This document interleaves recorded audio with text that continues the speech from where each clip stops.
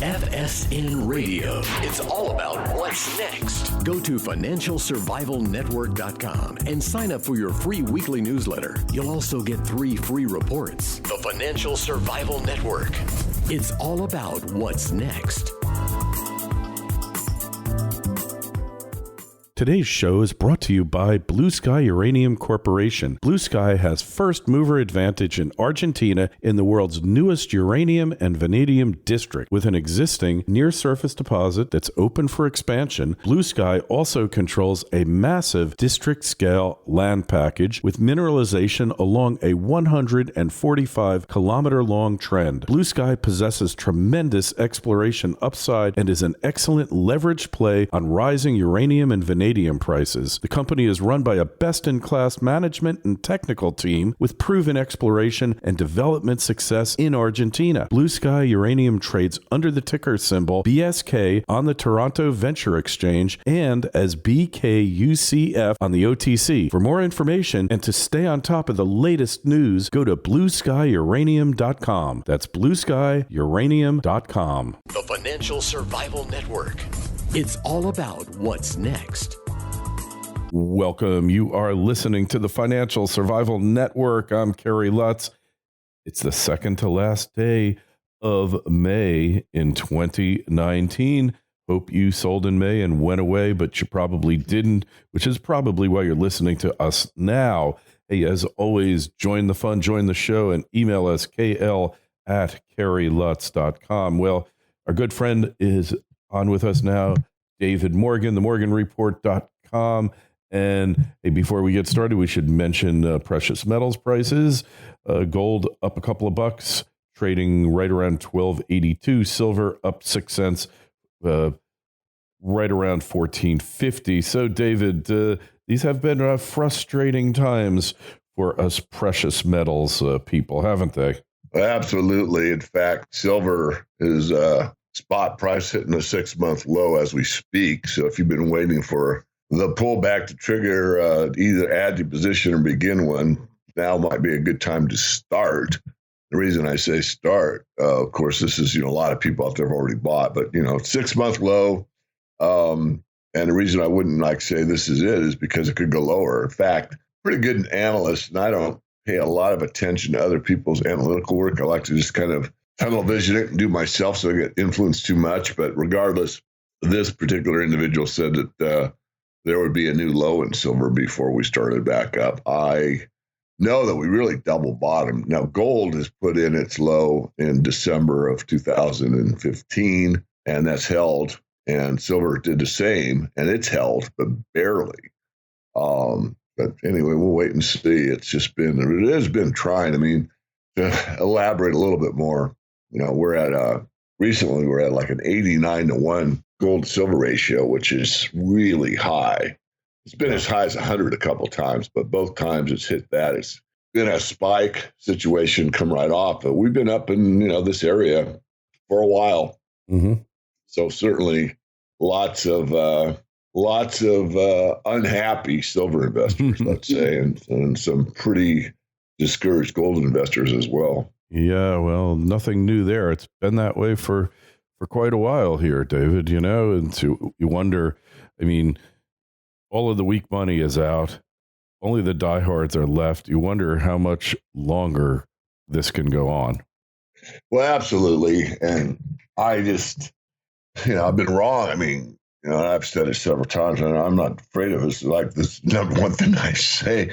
But me and many, many, many others, that we would be in a situation where after the 2008 crisis and the bottom in that intermediate bottom, gold and silver has hit about 9, gold, I forget the number, but they just both rocketed up from that point. And silver went from basically the $9 level all the way up to almost 50. Gold did a similar path, but not quite as much in percentage terms. And then we have been doing nothing. We did nothing but go basically sideways for the last several years. We had actually 2016 was kind of a recovery year, but it didn't follow through. So we've been in these wide trading ranges, and people, I coined the term, these markets, and I was referring to silver specifically, either scare you out or wear you out. And I think the silver market particularly has worn people out. They've left. They've gone to the cryptocurrency. They've gone back in the stock market. They've gotten the real estate. They've, or options traders or whatever. I mean, a lot of people left. And the reason I know that is not only anecdotal evidence from, doing the money shows and resource conferences and everything else I do, but talking to the main dealers, many of the dealers. In fact, one and we're friends with and recommend him is Miles Franklin. And speak with Andy recently, and I forget how many months back, well, not that many, said it was the first time in years that they were net buyers over net sellers. Most people, especially gold, will buy and hold and really never sell it back, or seldom do. Some do, all obviously, but so the net's always, for them as a dealer, always more being thrown out the door than coming into the door. But that wasn't true here a while back. More and more people just giving up, throwing in the towel. Here, how do I ship my silver back to you? Oh, I did this. I'll print the label and send it back. So giving up. So there's that. I would like to mention, I'm writing in a Morgan report right now to mention pre-show, and I don't want to harp on this, but my opening thoughts on this month were it's so much is happening so quickly, it's difficult to get to the quote-unquote meat for our members and cover the most important issues relating to the financial markets. U.S. stocks fell for the fifth straight week, which is the longest weekly losing streak since 2011. Since our main thesis is that gold and silver move opposite the stock market more so than the dollar, we're hesitant to say the summer months will be dull for the metals. As always, as the markets provide more insights, we'll update with our videos for all premium and mastermind members. Bo Pony was interviewed by Greg Hunter of USA Watchdog, and I've got nothing against anybody. I mean, he's made his calls. He's been wrong. I've made mine. I've been wrong. Haven't we all? He's certainly got the guts. I mean, he's not only, I usually give it in general terms. But anyway, so I go on. Bo insisted that the U.S. stock markets will begin a major downturn in June with follow-through in July and into the remainder of the year. I've known Bo since he spoke at the Silver Summit a few years ago, and he's known for outrageous predictions. However, the stock market is overextended, and it's absolutely due for a correction. With the financial news filled with trade war commentary and how China may hold out the rare earth element market as leverage against the U.S., things certainly are becoming more uncertain. Stay alert. We could be entering the long-held statement that precious metals are going to regain their strength. So that's the first two paragraphs of this month's report. Pre-publication, it goes out this month, but we said, I might warm up our discussion with that. So there's that. If Bo's right, and we start a downturn in the market, these equity investors that are making so much money now will start losing money, and they will start to look at where's the safe haven. Bonds somewhat, but bonds and stocks move together now. They're really not negatively correlated anymore. So really the run to gold will start. And so if the market gets a major correction, or that's, 20% or more, which we saw in December of last year, you'll see the run to gold. In fact, I'm going to keep talking. We had that move down, which was like the worst December since the Great Depression of last year, December. Right. Sure. We got about a 20% correction. What happened? Well, we had a huge move up in January for gold. And then what happened? Well, whatever, the algorithms, the plunge protection team, or the market itself, I'll allow that, came back strongly. And what happened? Gold started selling off again. So that's sort of a mini picture of what will happen in the future. Yep, for sure. I have no doubt it's going to happen at some point, but we've been talking a long time already, and it just ain't happening, right? So something's going to force it to happen, though. A catalyst, some type of event, and we just don't know what that's going to be. Oh, correct. I mean, I think it could be this trade war thing. It could be a real world war. Which, we're not pulling back. I mean, the same with Iran. It's rather upsetting to me personally, but, I don't run the world. But anyway, you've got more trouble in the Middle East. You've got this, issue that the mainstream press is making a big deal about. And it is, in a way, this trade war thing isn't, lightweight situation. You got a lot of factors. I'm very fond of overusing the, so many black swans flying around that, one's going to whack into the other one, two hitting and away we go. And that isn't a bad metaphor. I really think that fundamentally, anyone that's open-minded, studied monetary history, even at a cursory level, understands all fiats fail, has to look at the fundamental facts right now and say, there couldn't be a more important time to own the metals. And, again, sounding maybe defensive, Kerry, but you know me quite well. Look, 10% is probably enough for most people. 20 is what I advocate. But, you don't have to put the farm into the metals. You just but you must, in my view, my personal view, you must have some. So with that in mind, if you bought at $1,900 gold and you bought your 10%, and that's all you did, you'd still be sleeping pretty good at night because it only represents, 10% of your total holdings. But if you bought, 80% of your holdings in precious metals at 1,900, gold, you're not a very happy camper, right? No, you're going to be, you're feeling a world of hurt, and you're thinking that it's never going to go up again, right? Really are believing that. So kind of a shame, but that's the way markets work. Was it Keynes who said that markets can stay irrational longer than you can stay solvent? That's perfectly correct. Yeah, and it's so true. Yeah, and it's a perfect example of that, which I guess is why you shouldn't bet against the market, but having a portfolio that consists of some disfavored assets is certainly not a bad idea. Well, I don't think there's anything out there that's cheaper than silver.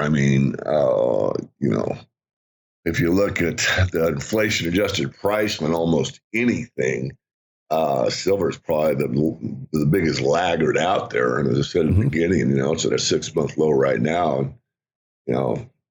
It's very interesting. In fact, this month in the report, which I haven't put into it yet, we're going to review the World Silver Survey and the CPM Silver Yearbook and do what we do every year. Every year we do this in this issue, either the May or June issue of the Morgan Report, and look at these two studies and kind of go through them at a pretty good overview and talk about supply and demand and da-da-da-da. Well, there's really been the very, as I said earlier, huge fall off in investment demand in the silver market, and that's what's taken it very true to the level it's at now. Most people, well, it's manipulated. Yes, it is manipulated. Yes, it is.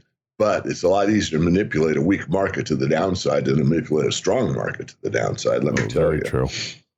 Yeah, that's a great point. So it's manipulated, but they manipulated at exactly the right moment, right? That really drives it down to its lowest. And they have the timing down. Let's face it. So a fundamentally weaker market, easier to drive down, like you said, than a strong market. If demand was surging, whoever was trying to manipulate it would probably step aside and let it go higher till it got to a weak technical moment and then strike again, right? Isn't that absolutely kind of the MO? Well said. That's exactly what they do. If you go back to, when things are going our way, or if you're long, and silver was making those new highs, the big players stepped aside. If you check what the commitment of traders reports look like, basically JP Morgan and some of the other banks just left it alone and let it run. Yeah. And then it's like throwing a tennis ball or a baseball or a softball or a rock into the air. Yeah. It goes up and up and up, but as it goes higher and higher, it starts to lose momentum. And then it gets to the apex where it's static. It's not, going up or down, and that's a rest point that's momentary, and then it starts down. So these banks basically let it run its course. Well, as it was going up and up and up, what was happening was that the physical market demand was starting to get strong enough where they're starting to get worried. So what do? Well, they came in and started changing the margin requirements. And if I recall correctly, it's 4, maybe even 5 times. Yes. And once that change in the market, which they're allowed to do, took hold, then of course it stopped that rock and forced it the other direction. Got to remember, silver actually traded after the fall from 50-ish level around 30 for almost a year. So, I mean, in order to get physical silver into your hands for industry, you had to pay somewhere around the $30 an ounce level. And it wasn't like a one-day event. Yeah. It lasted about a year. Same thing, we talked about $50 silver twice. And one thing, I've said this in other interviews, haven't done it in quite some time, is, $50 silver, $50. What people don't think about too often is that $50 silver in 1980 was a one-day Very event. True. But if you look at the average price of silver for that year, it was $20. Yeah. So if you'd bought silver, let's say at $6 in January of 1979 and didn't catch the peak and were bullish, and then it just fell off, and the rules changed to where you could only sell silver, you couldn't buy it, and on it went. But you're looking at, $20 silver throughout the rest of the year. You still had, better than a 300% gain. No real effort to sell it at 20. I mean, you had a year to sell at that level. So correct. Yeah. Yeah. It's people don't necessarily look at it that way, but yeah, they hit $50, but that was, like you said, for one day. And, then it was all down from there. So yeah, interesting market gyrations. I just wonder what it's going to take. And, somebody, a listener sent me a question saying, well, why don't they make silver a tier 1 asset? By the, we're talking about Basel Accord and the Bank for International Settlements. And I just don't think that's ever going to happen again. No, I mean, this is my take, but I'm pretty well studied in the silver market, not only from, current days, but, past history.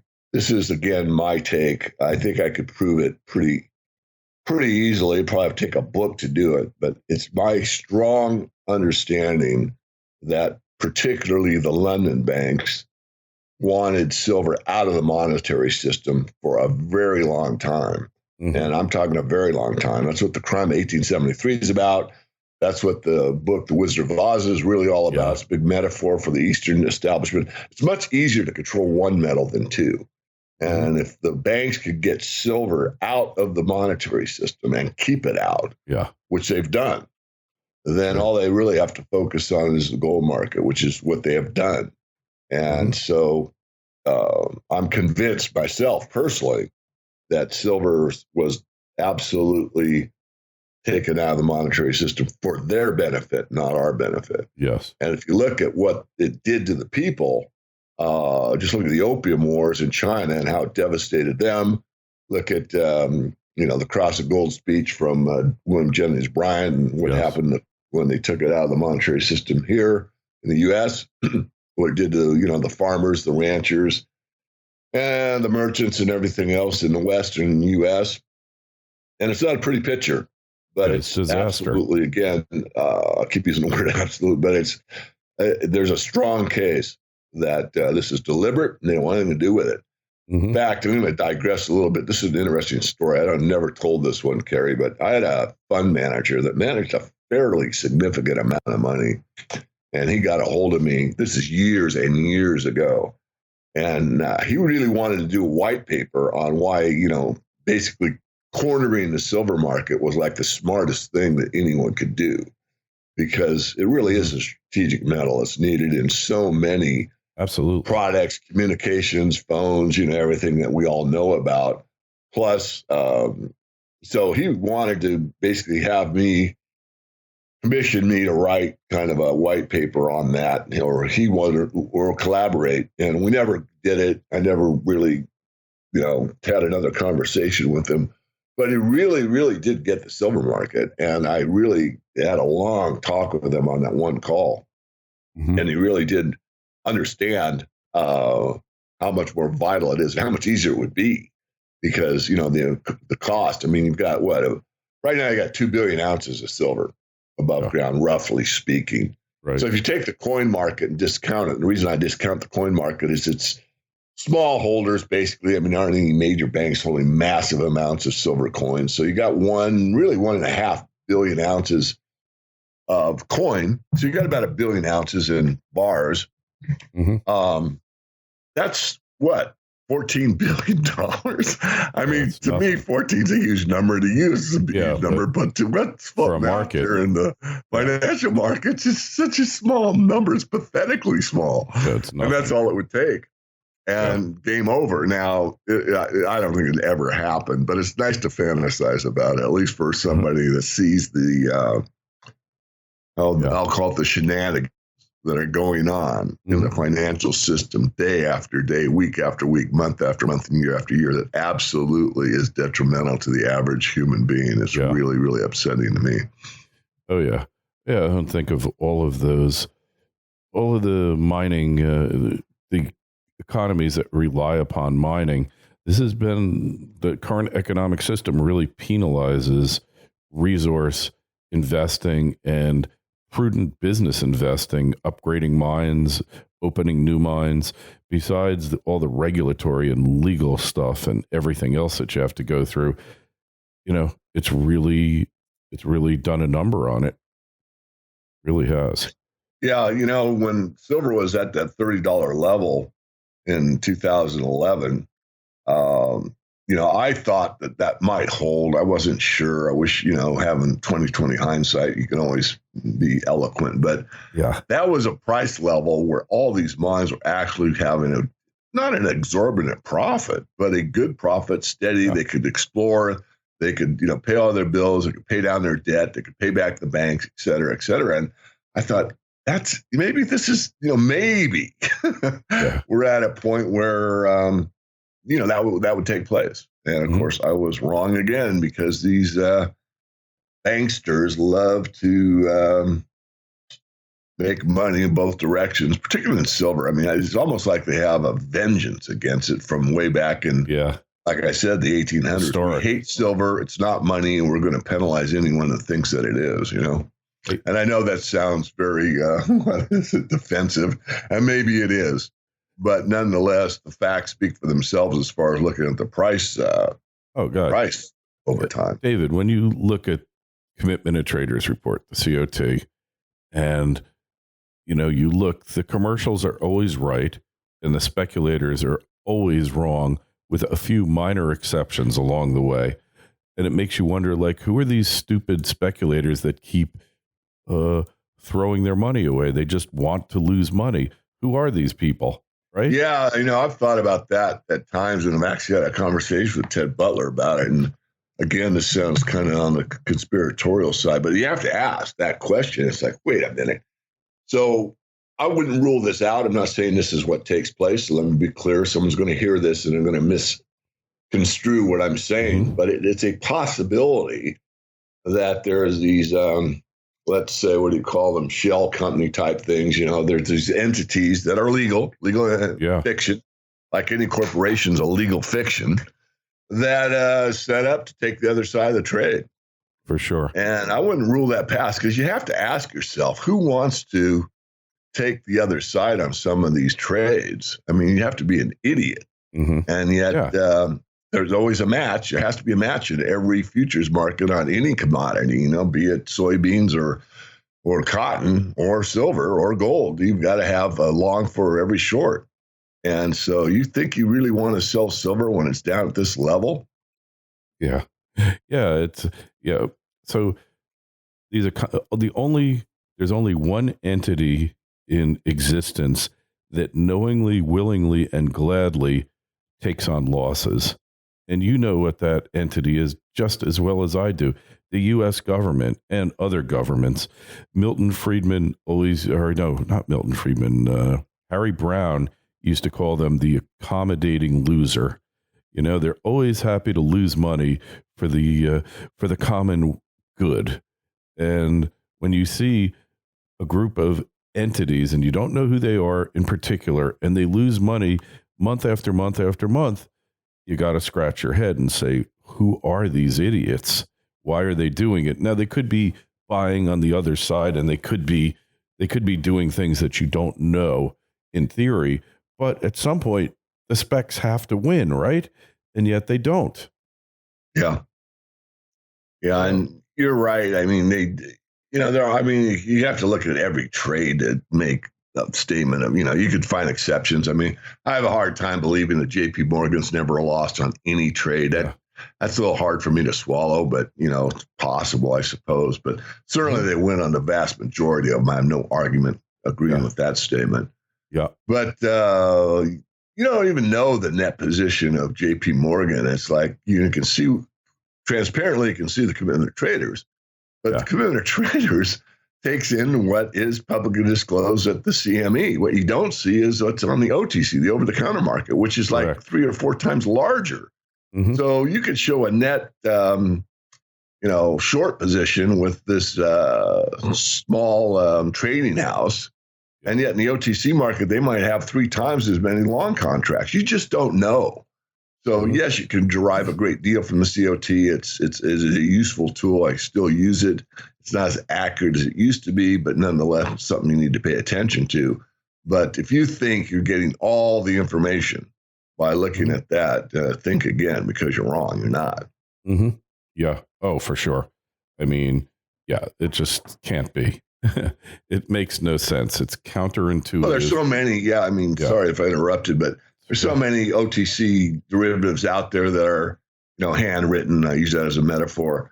With, let's say, a silver producer, and they go to a merchant bank, and they write a contract that they're going to sell their silver at X over the next 5 years, or these royalty contracts, which there are numerous ones, or, there's so many things out there that's not in the COT report. It really, again, it's useful, but it's not the end all be all of the silver or gold market. It just isn't. Yeah, for certain. And I guess we're just going to have to wait. You need to be patient. Insurance policies, you have to be patient. If you buy an insurance policy, you're not expecting a disaster or whatever reason to cover you tomorrow. It could be years and years. I mean, knock on wood, I have policies that I have never, ever filed a claim on. In fact, most of them, because I guess they would have thrown me out earlier if I had. But then when you need to, finally, it's there and you have it. So I think that's the attitude that you have to take. But in the meantime, David, there are mining companies that are moving ahead, really contrary to the cycle, because their underlying business prospects are so positive. We see a lot of companies like that. So it's kind of a bifurcated market, if you will. Some of the companies are going to rise with the tide, and others are really rising against the tide right now. Well, exactly. I mean, I had a young guy get kind of in my face at the money show. I was there the day before I spoke. I was just in a T-shirt and, whatever. I mean, I was dressed clean, nice, but not, suited up. Yeah. And he had his camera out and he said, there's David. And I can't control this, and nor do I wish to, but he was really started grinding me. And of course, there were a lot of people around who were in like the, kind of the entrance to the money show. And you're wrong. Well, what he doesn't know, one, he'll never pay me a dime, and that's okay. But wrong on what? The gold market? Well, yeah, maybe. But going back to the insurance thing, I just paid my homeowner's insurance, which where I live is fairly significant. Yeah. And that's gone money. That's done. I mean, every time I write that big check, that's for 1 year, and that covers me for that year for the house, and it's done. It's never coming back to me. Well, you might have bought gold at 1900, but you could still sell it for, 1280 today. So you haven't lost 100% on your insurance. Whereas for me, on a homeowner's insurance policy, every time I don't collect on it, I'm losing money. And it's okay because I think it's absolutely necessary for me to have it. Mm-hmm. So there's that. Exactly. So but you can't go into this when a guy's got a camera in your face and he's, And the other part is, as you just said, I want to emphasize this, we've had some pretty good situations over the last few years, making people money and making them money and making them money. I mean, look at Kirkland Lake. Get out a chart of Kirkland Lake, which was our number one mid-tier. Take a look at how much money we made in that stock over the last couple of years. So here's a guy that's in my face. You're wrong. And really, he's never looked at my work at an in-depth level. Yeah, he's heard me on your show, and he's heard me on another show, and I like gold, and I think you should own 10% of your portfolio in it or whatever. And I'm wrong because it's going sideways. This is, to me, a rather amateur situation. And I'm not angry at the guy. And then the stock market's going up, and it's so funny. I have to laugh because I still think that, I'm not sure bull ponies, right? We're going down next month, June, in a few more days, whatever. But I do believe that we're overextended and we are due for a correction, and it's probably sooner than later. And this kid was saying, we got 2 more years going up in the stock market. And I said, well, maybe the tides will turn, and I'm not going to seek him out. I don't remember really who he is, but, I thought, man, you just made a mistake, buddy. You don't want to tell people, you can tell them direction, but not time, or time, but not direction, but you don't want to do both. Take it from someone that knows. And so he made a statement that, during this somewhat of an interview, you might call it this hostile interview, I'll call it, that stock market is going to go up for 2 more years. I thought, okay, we'll see. It's amazing that it's been going up the way it's been going up for all these years. I think there's a lot of reasons for it. I think turmoil, obviously, in Western Europe. Actually, the dollar hasn't really gone up for the past year and a half, but it's been in this range. It hasn't gone down. It's been the strongest currency by far of any major currency out there. But, all of the turmoil, plus there's massive debt repayments taking place in U.S. dollars that are coming back onshore. All of that has boosted the strength of the dollar, probably undeservedly, but like we always said, it's the best looking horse in the glue factory, right? It is, and you're so right. I mean, so many bills have to be paid in dollars or settled in U.S. dollars. I'm a big believer in the extra pyramid, and I do believe there will be a run to gold. It'll be unlike anything in all of recorded financial history. I still hold that belief strongly. Yeah, I think that's going to happen within the next 5 years. And I also believe as it starts, the run to safety will be a run to the U.S. dollar as well as gold. So you'll be seeing gold and the dollar both going up. And a lot of pundits will say, I don't understand that. Gold's opposite the dollar, and it's not. It's opposite of the stock market, as I keep saying. Yeah. And so then as this continues, the people that are looking at dollars as safe start to rethink that and say, you know what, this thing's losing value, because food prices keep going higher and higher. I'm liquid. I'm out of the market. I took a haircut, but not too bad. I was smart to get out early, blah, blah, blah, blah. But I'm holding these dollars and they're losing value.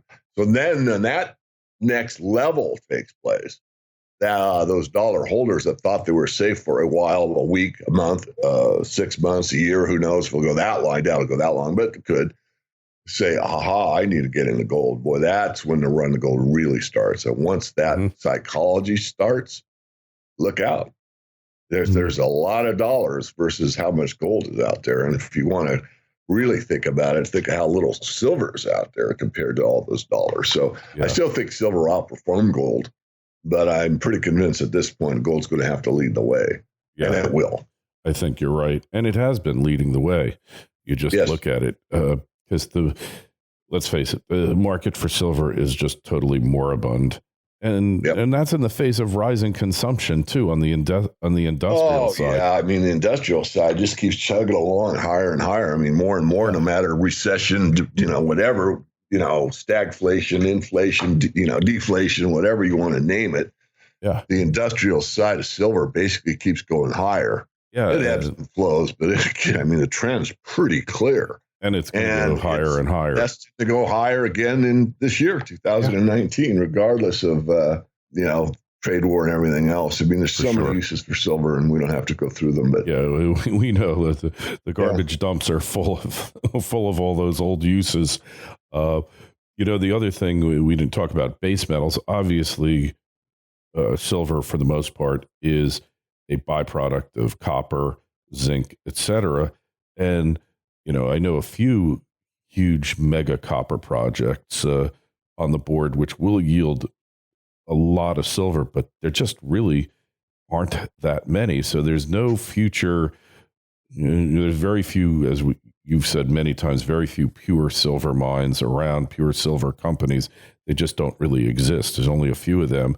So it all comes from byproducts. Those companies don't care about silver. Only what they like about silver is the optionality that they can use their silver proceeds and gold proceeds. They can sell them into the future market and use that to finance their mine. But otherwise, they don't really care about this stuff. So they don't. Yeah, they really don't. It's totally the tail wagging the dog. So for all those reasons, at some point in the future, we know what's going to happen. We just have no idea when. But hey, David, so Morgan Report, what's the deal on the Morgan Report these days? How do we get it? Well, just go over to themorganreport.com and put up something new on the landing page. Let me check as we're speaking. I'm on my computer, as you know. And my webmaster and I decided to, there we go. Yeah, so if you haven't been to the website in a while because you're already on the free email list, I suggest that you go back to themorganreport.com and sign up for our free letter. You certainly are welcome to become a member. We certainly want our membership, but we've put up on the front page a new display about this electronic waste, this e-waste company that I'm so high on. I've been at this over 40 years, as you know, Kerry, and this is, I think, one of the best speculations I've seen since I've been doing this. And people really ought to consider getting a subscription. Of course, it's up to them. I mean, I want to go back and digress one more time, and we can close out the show. But sure. If you go back, remember the NIA, National Inflation Association? Of course. Yeah. How could I forget that? Yeah. And they who was in it? Weiss. Weiss. Right? I don't think it was Weiss, but they had, I think Gerald was one of their head guys. And anyway, they did some of the best videos, and they gave out some really great information, and it was all free for quite some time. And they built a huge following. And of course, this was during the heyday of the metals. Gold went up 11 consecutive years. So they built their mailing list. Well, when things were really hot, and I have to, give kudos to these guys for their savvy. What they would do after they got this huge free list is they would put out a mailing to this mass amount of people that were on their list and say, hey, we've got this great XYZ mining company, and it's only going to cost you $1,000 to get the name of this one company. And they were selling it like crazy. So that shows you the difference between like a hot market.